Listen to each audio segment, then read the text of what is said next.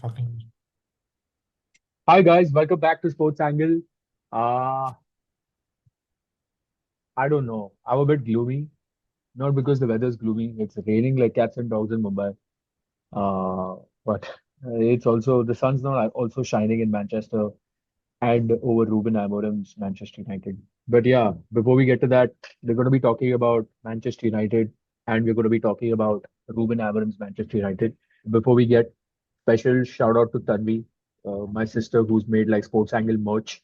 Uh, in case anyone's really interested to buying them and we can get into mass production, drop a yes in the comment below and we'll sort out a shirt for you. It's already gathered some interest. We have different for different sports. We have different icons. So for football, we have a Messi edition. For cricket, we have a Virat edition. For F1, we have a Lewis Hamilton edition, and for tennis, we have a Roger Federer edition. So basically, covering all the goats of the sports. Um, but yeah, special shout out to Tanvi for designing, and this is also a new logo, by the way. So special shout out to her for that. Pretty happy with all the layout and everything. It's been so cool. Um, yeah, it's very difficult to make this video because we were just discussing before the thing.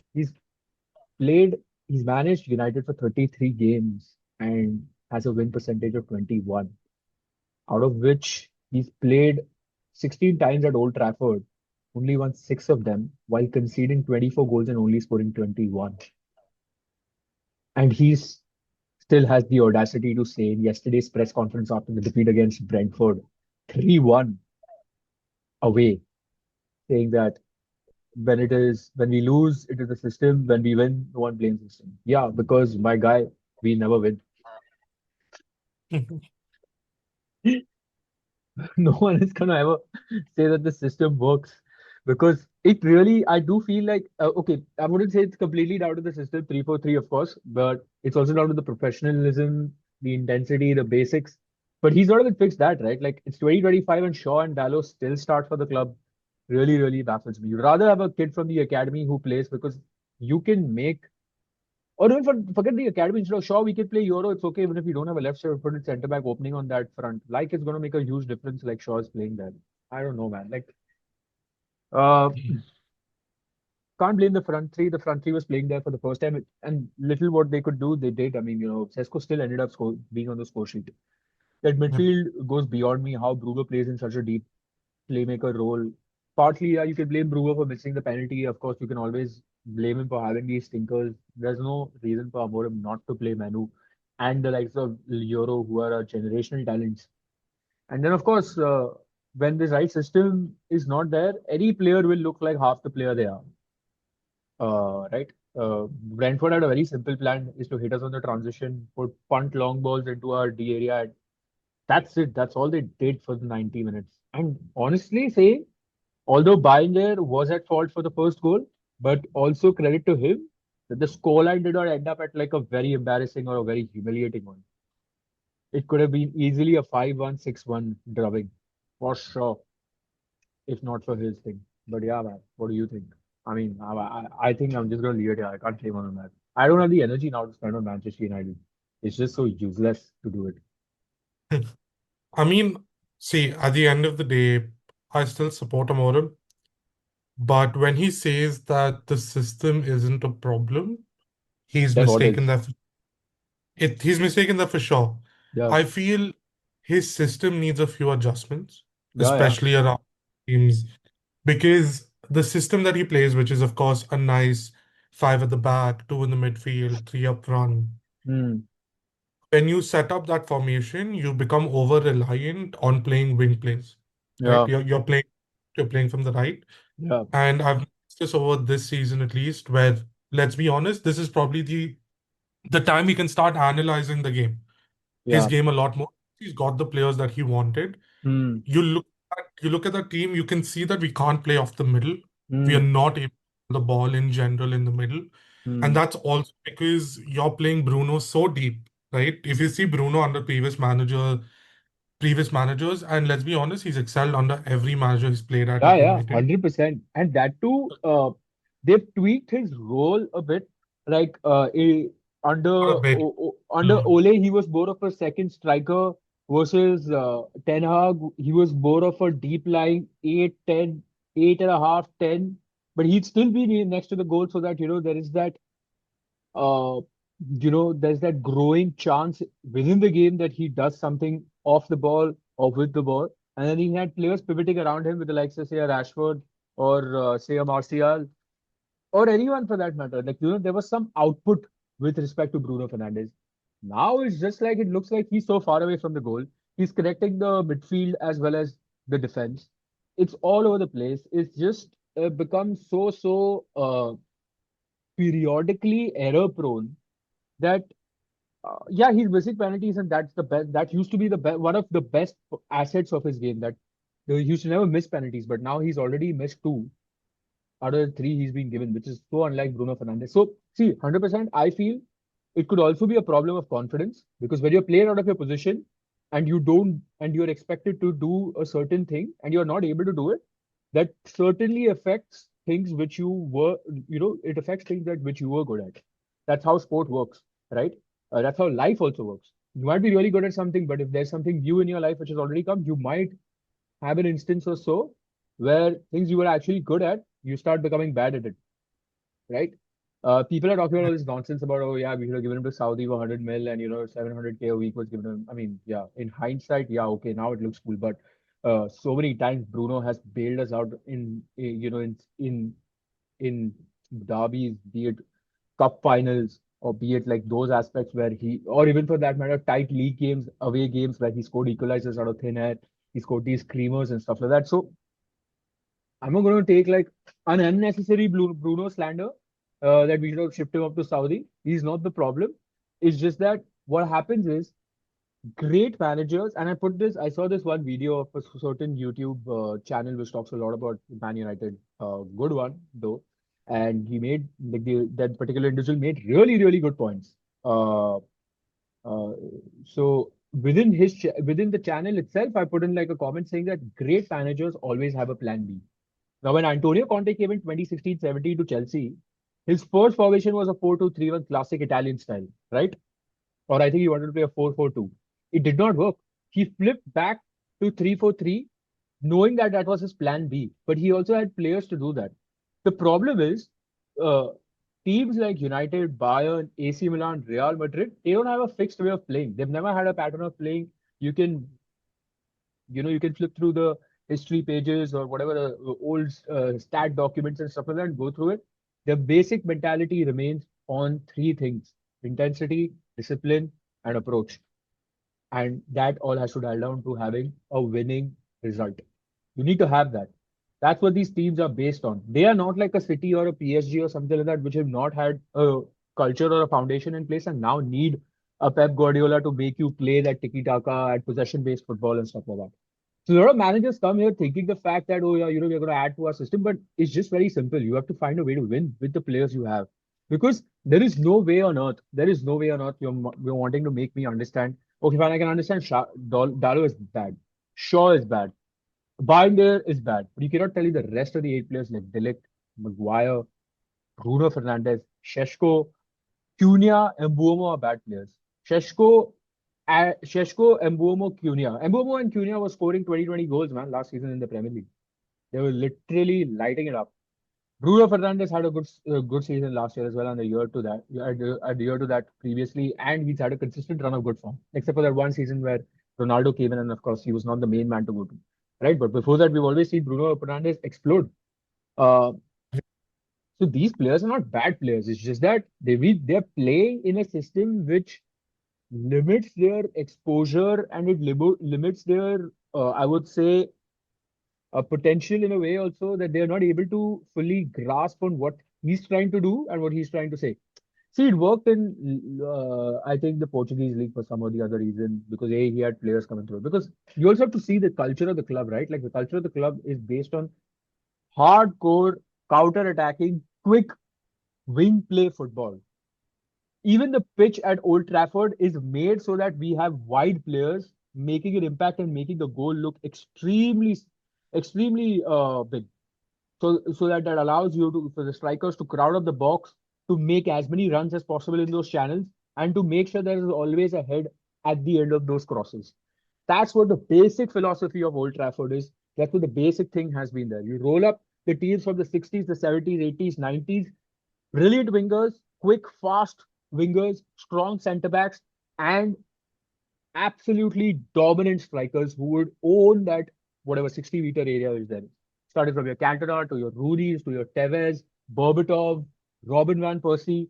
These are the kind of strikers. And I see the same potential in Sheshko. I'm not going to lie. But the thing is, if you give him tools like these, like you have two people playing behind, and then there is like a three with this, how does he play? He has to play through the channels. There is no one who's crossing in the ball. And suddenly, when he goes off the pitch, you have someone crossing in the ball, which happened in the City game, by the way, which I couldn't understand for the life of me. Why would they do something like that? I mean, So see, with oh, I mean, yesterday was a good example, right? You get him the ball in the box. yeah, No he matter scores. how goal was, he got the goal. Yeah, But at the end of the day, you're playing. I mean, I have no problem playing wide players, right? This system basically implements two wide players on both yeah, sides, right? You've yeah, got you've got the wings up front. When you're playing that many options up there, you ideally are hoping Mboimo and Cunha are the one that cuts in, and then you've yeah, got the wing back giving the crosses. yeah, yeah, yeah. But the way the system works is, unfortunately, you see Cunha and Mboimo Hmm. sort of pull the trigger a lot more quicker than sometimes it's needed to Yeah, be. because I also feel like A they're lot of that right? Like Cunha yeah, would take these a lot of these times, and it would just go straight to the keeper. Of course, it's great to have a shot in. Even Sesko has to do the exact same thing because he's not got no support on his left or yeah, right. yeah, yeah, 100%. Shots in the box, which is not required. Yeah, Um, but again, for you to get that ball into the box, the main supplier was always Bruno. If yeah, Bruno is going to be halfway line, who's going to supply it? My main issue with this system right now, and I feel honestly, I would want to reserve my opinion until Licha comes back, because the way I assume the system's going to work now is ideally he plays Licha in, of course, the false left center position. back, Yeah, but sort of moves into the defensive midfield role rather than a defender. And then you're left with De Ligt or Maguire and Euro at the back. yeah. I would actually go for Delic, Maguire, and probably Mazraoui at the back wherever he's free. And then even How if you're he, playing, but the thing is, that's my whole thing, right? Like, is this system gonna work? dependency on players for each and every role is another, I would call it an Achilles heel, because we know how injury prone Licha is. We know Hmm. how injury prone is. We know how injury prone Mazraoui is. Bruno Touchwood is a god when it comes to that. But I my biggest problems with Amorim, and it's really just, again, he's got my support. I'll be very honest, he's got my support. I really like the guy. The fact that he has to do a press interview every 2 days is atrocious, I feel, because you've got to face the media every 2 days is just Yeah, but crazy. now that's not even the case, right? We're playing once a week. They still, for some reason, Sky Sports goes all Yeah, yeah, over. They yeah. get, But that's the thing. Like he goes on these kind of interviews as well, that he makes these tall yeah, claims that, oh yeah, Sir Alex was under pressure in his first managerial stint. And he kind of puts pressure on himself by saying and making all these tall claims. And he again is see the fact that he also needs to realize this. The fact that at every juncture he has to justify his system mm, is in itself a sign that it doesn't work. correct. Because otherwise, why So would he have to justify it? Like, the why else two would he issues, have to justify it? the problems I have with the system that he plays right now Yeah, is the Premier League, 50-60% of the teams, ideally, I would probably uh, exclude a lot of the bigger teams like I wouldn't say Arsenal is a bigger team, but Arsenal's included in it. yeah, yeah, Tries to play the ball through the middle, right? yeah, yeah, yeah, yeah. Now, with the system that Amorim plays, Hmm, can't defend a team that's playing through the middle or they're playing long balls, because hmm, with his system, he's trying to play a very high line. There is no coverage in the middle. You're hoping your three defenders will cover for it.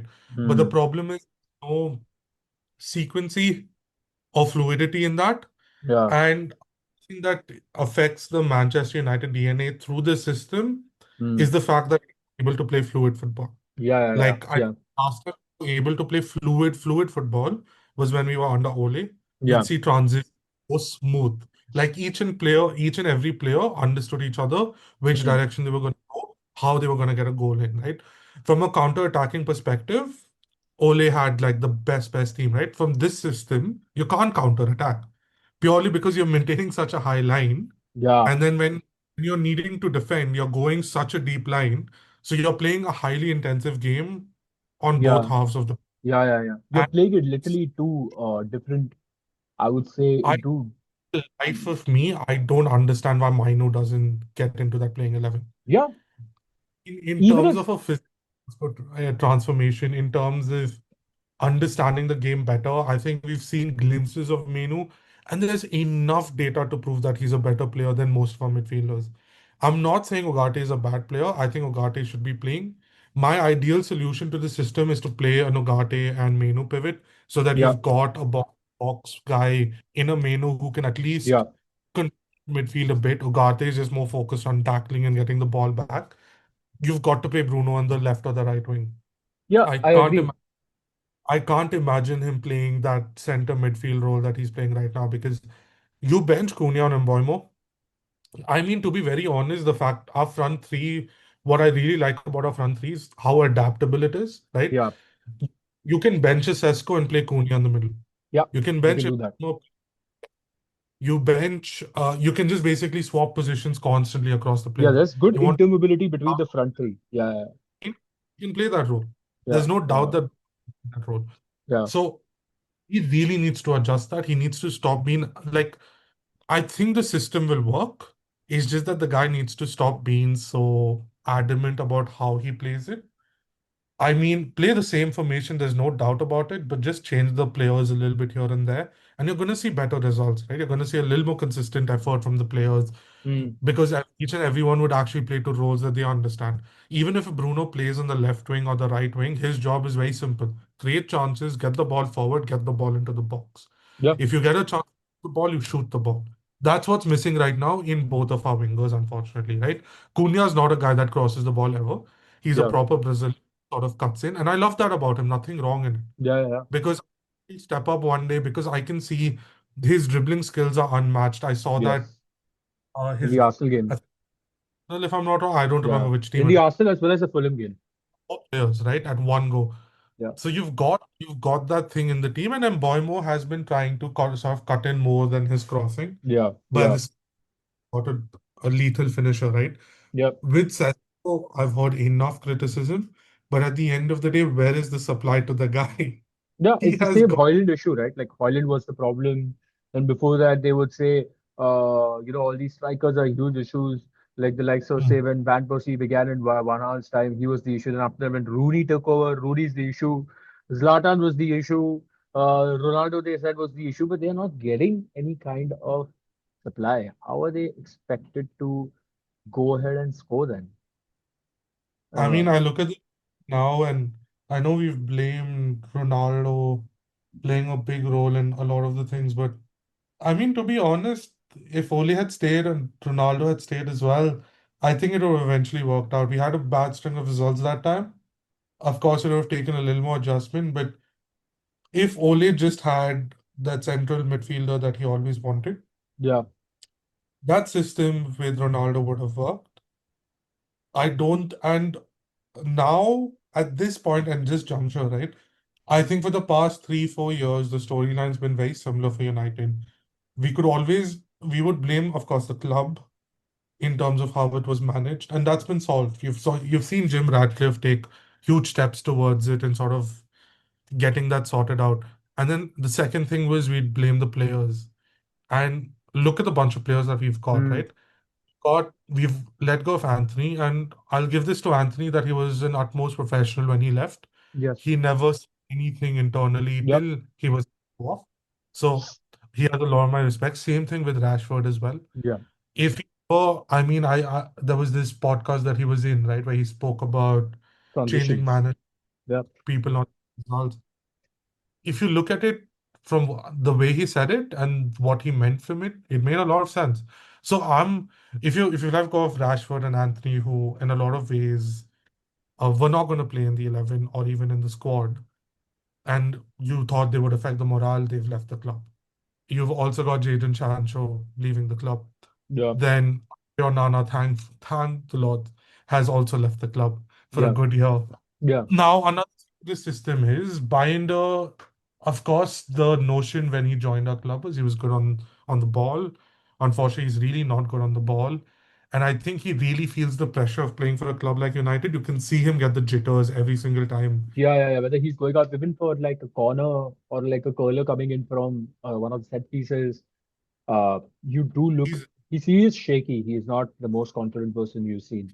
But that's what my other question is like, why is Lamens there on the bench? If you feel like, how are you going to know exactly. like Lamens is good enough if you don't give him a chance to play? And you bought him for 30 million. And a lot of people say that there's a bit of a conflict there because Ineos wanted Lamens as a long-term project. Ruben Amorim wanted Emi Martinez. But at the end of the day, if you wanted Emi Martinez or Lamens, is currently what you have is better than what you currently have on the bench. So you rather play Laments and find out like where he stands between these two keepers. But blatantly Agreed. not giving him a chance is just I uh, mean, let's it's that's uncalled exactly for. so when he joined our club, right? The Yeah. three games starting, he never started. I would have at least loved to see Lamens just play 5, 10 minutes, but then of course the last 2, 3 games were so edgy and they were Yeah, so itchy in a lot of ways that you couldn't play a keeper out of nowhere where the game was at crucial. No, I agree with that fact. Yeah, I agree with the fact But that he really those needs were to two big games where you could not make Laments play. But last evening was the best opportunity to play for someone like Laments. Like he nicely gets into this, of course, tricky away correct. game where we have not had the best of uh, performances, but it could be a good induction for him to understand the intensities of the Premier League. What is it to have a typical away day in the Premier League, and then go on and see what you're made of. Yeah, I mean, the manager also would not have levied any kind of heavy expectations on Lamens and said that like you need to be commanding the box, you need to be telling what these folks to do. I don't think so. That expectation is realistic I with a mean, player who's just coming into the squad. one thing in the last ever, other than De Gea, Yeah, that's someone actually who's ever come. commanded the box. Yeah, No one has, and I don't expect it to. Like, I feel Bayando is so scared of the defense that he has in front of him yeah. I that mean, he there's this. shivers. Yeah, Well, he did right, but can't blame the guy. He made a lot of crucial saves during the game. It could have been so much more worse. yeah. I would put a lot of criticism on the keeper. Mm, I just felt because see, at the end of the day, I think under the Amorim system, the problem that we're facing is we're not able to score goals. fully The agree. same issue with Eric Ten Hag, we weren't able to score goals. Yeah, Uh, Under Carrick, of course, we were able to score a goals here and there, which worked out pretty well. the brief time Even under Van Nistelrooy, we were able to do something. and Nistelrooy played a lot more counter-attacking, so Yeah, the United DNA, right? Like the club also loves to see it. yeah, But the thing is, counter-attacking football, you're not, unfortunately, I hate to say it, but you're under the least likelihood of winning a trophy ever. You'll win games, but you are least likely to win yeah. trophies Because sometimes. what happens is, and this is what we go back to the Ole era for, right? You can win Yeah. against teams like the likes of Brentford and probably like Leeds away, or even for that matter, Leeds at home. These kind of teams. But when it comes to the big games, you need to go in with a plan. Yeah. And you need to go in with like a perfected system, a way of playing, a style of playing. How you attack, how you defend, maintaining a high line of defense. Those kind of things work out very well, which is why we saw like Eric Ten Hag and Ruben Amorim were able to get over the hurdles of say an Arsenal or a City, which could play slightly more possession-based football, so to outplay them and to outthink them. Yeah, but people have to realize that 25 to 30 games in the Premier League are going to be with lower ranked teams who come, they sit deep, they want to defend, and they want to hit you on the counter. So the only way you can probably trap them is into inviting them into your box and then breaking at full tilt. Correct. Of course, Correct. that worked with a lot of teams where, even like the Sheffield away game back in the 2021 season, I believe, we were able to we were able to mount a comeback. Uh, where of course it was pure counter-attacking football, right? But I feel what happens is I, I still feel like Ole was a one DM less than making that particular squad which he wanted to. He got You get in done well. Ugarte. Yeah, Casemiro or into like a that. Ugarte or like a Casemiro would have really been very, very good for him that Even Mick, particular year. you know, Yeah, even Mick would have been great under that situation too. But yeah. Then Manu would have been great. And the thing is, it would have at least lessened the amount of goals we were conceding. Because the problem was that in bigger games where we were conceding goals. I look at this defense now. I feel like, see, the problem with the squad that we've got now, and this is like a much bigger problem as well, is you can't play Dogu in a 4-4, like anything with a back four situation. I don't think Dogu is a good left back. He's a really good left wing back. Left back is where there's a lot of question marks. Yeah, but that's what the thing Malacia is, is, right? Like, if you feel like that 4-3-3 doesn't work or whatever during the entirety of whatever, the 90 minutes or so, you bring him on as a substitute and then, you get him as one of those people. Then you switch back to like what a 3-4-3 and then you allow him to just go down that left wing and just punt in crosses. Say for someone like a yeah, Sheshko at the end of it, or for that matter, as Zogzi at the end of it. That makes sense. I can understand that. But where you have Dorgu does not even cross during the entirety of the 90 minutes in a general game. And then you have on the right hand side Dalo who suddenly forgets how to cross during yeah, during the duration. And you have wingers who are like running in more toward who were more running inside the box because they're of course they're inverted wingers or whatever inverted attackers, Bomo being left footed and Julia being right footed. So he cuts in and then tries to beat the keeper on the far post. Uh, correct. so those things happen, right? Like there is no consistent way of showing that we are a team which is also built for crosses. Because I've not seen so Yeah. far Mbuemo Cunha also being good in the air. That's been as good as So I non-existent. think to be good in the air, it's really just Sesko that's good in the air. Yeah, I think it's been a long time since we've had a striker that can play that role, yeah. which is great. Uh, but I mean, I don't understand why we sold Hoyland, to be very honest with you. I would still keep Hoyland because I feel he was a very raw prospect. I would have let go of probably Xerxes just because I don't see any fit of Xerxes in the system. Yeah, A because 9 point Xerxes again plays with the doesn't striker. can't play Yeah, a striker's role, which yeah, in under system, neither can he play the midfield role. So where does he even play? yeah, What was the point of keeping him? yeah. And Xerxes is like one of those like he needs a striker in front of him.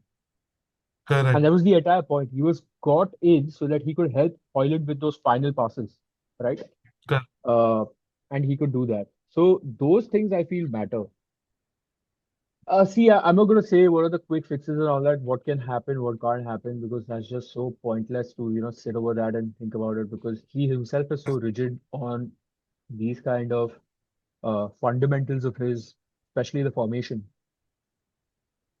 The only thing I what mean, we can expect is like some I, kind of character from the players. it's been what? It's been 8 years since we both have known each other plus supported United. Yeah. I don't even been one single month that I've just been calm through the month about United. Yeah, I mean, It's it was just that brief time where Ole was playing in like that whole 2021, I think, between February and March, where he was good. And we were consistent in winning games and stuff. But apart from that, yeah, yeah, right, you're 100% right. Like, there's not been an instance where, like, you feel like, yeah, you know what, the match upcoming, we're confident United will, uh, nah, will always win it. like There has never been that kind of an instance. And now that it's not about like 8 years for us, but it's been overall 12 to 13 years for the fans. They have not seen that, that special United feeling. Let alone what used to happen is there were phases like earlier where our away form was in a big question mark during even the Fergie era. But at Old Trafford, they'd grab the team by the scruff of the neck and be like, yeah, this is Old Trafford.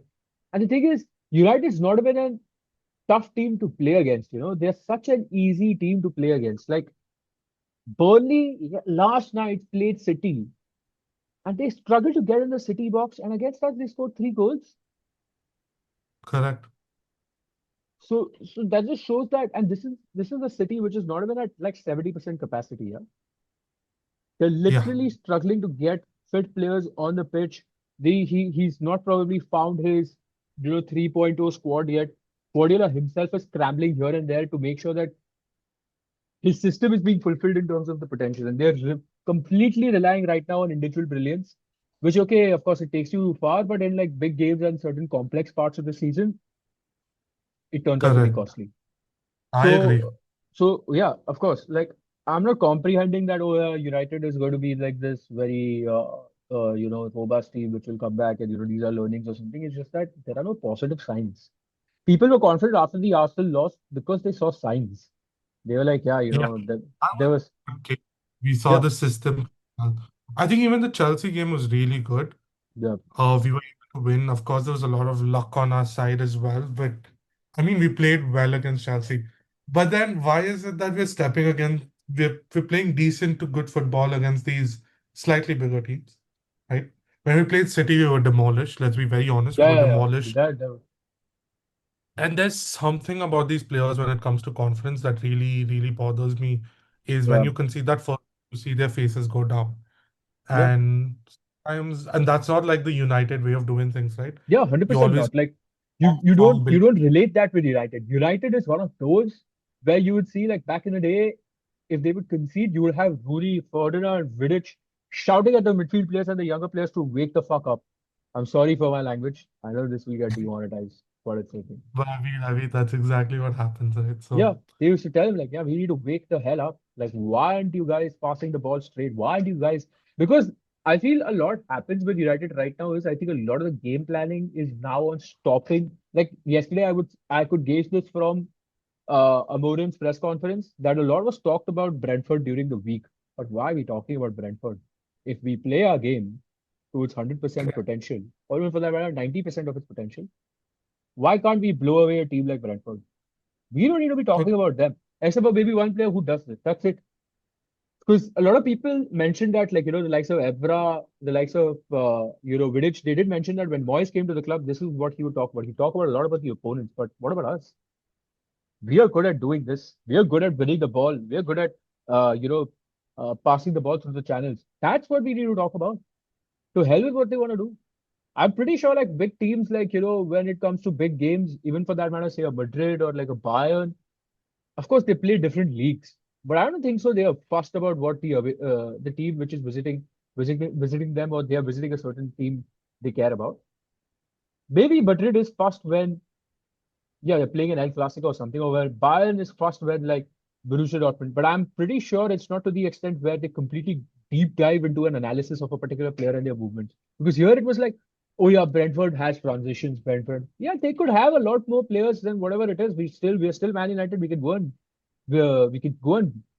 blow them away with the kind of squad we have, the kind of investment we have put into the squad, and the value of our squad as well. And I know no one can tell me like apart from say probably Shaw, Dallo, Bandier that there are not good players on that pitch. Irrespective of Yeah, we didn't even have the likes of say Mazraoui or like even Manu not playing or Euro not playing. Regardless of that, we should not have been 2-0 down in the first 20 minutes. Let alone not yeah. dropping shoulders and being like, yeah, or throwing, your hands up in the air and being like, yeah, okay, fine, like, this is it. No, this is not it. You're supposed to win the game. So I I, agree. I I feel there has to be Lots of work to do. there's Lots of lots of work to work to do. There has to be some sort of mentality shift. The unfortunate part is you don't have Carabao Cup in between to actually work on that and get sufficient match practice. Uh, of course, now we play Sunderland next, who are placed really well in the table, and congratulations to them. I mean, they've done a fabulous job do. Liverpool because they right were after. because they were relegated to like League Two. From there, having the ambition to come back, the kind of players they've gotten, they've inculcated a very good system. They have Jaka as a captain, who's making sure that they're here to stay for the longevity of it. Uh, yeah, I mean, it's going to be a challenging game. And then even if we try and win that, and then there's the international break, and after that we have Liverpool. For Liverpool, I don't think so. There's anything. I think it's best that we just pray. Is the guy who can't cut his hair because he's told himself that till Uh, United does in a row he's not cutting his hair.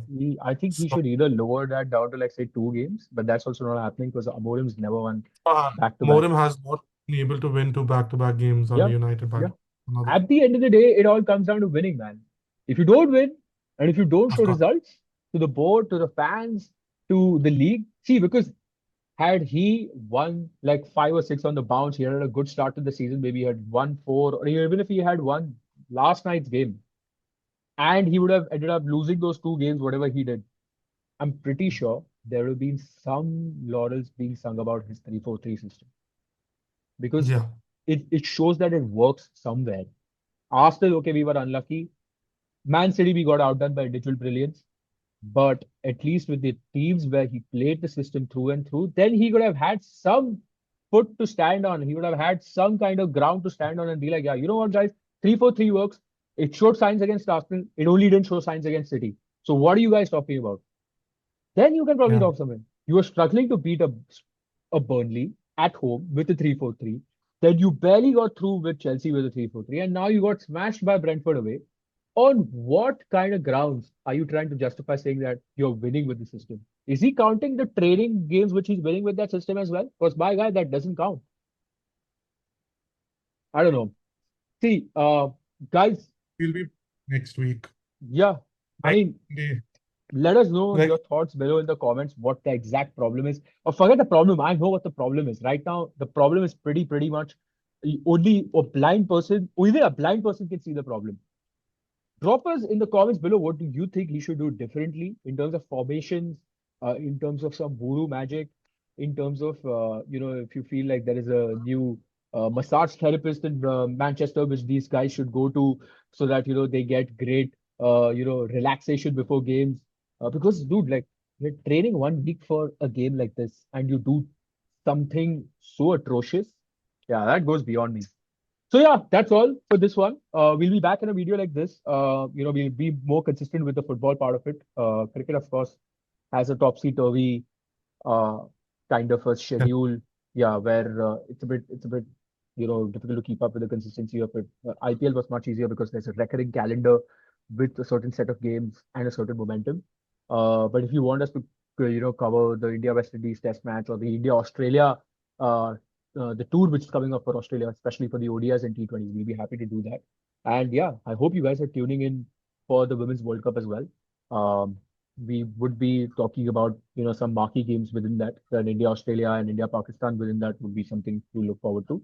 And yeah, let's cheer for our girls. Hope they bring the cup home. A lot has been put in place in terms of investments and other systems. So yeah, that's about it. Like, share, and subscribe. And yeah, new sports angle merch. Mhm.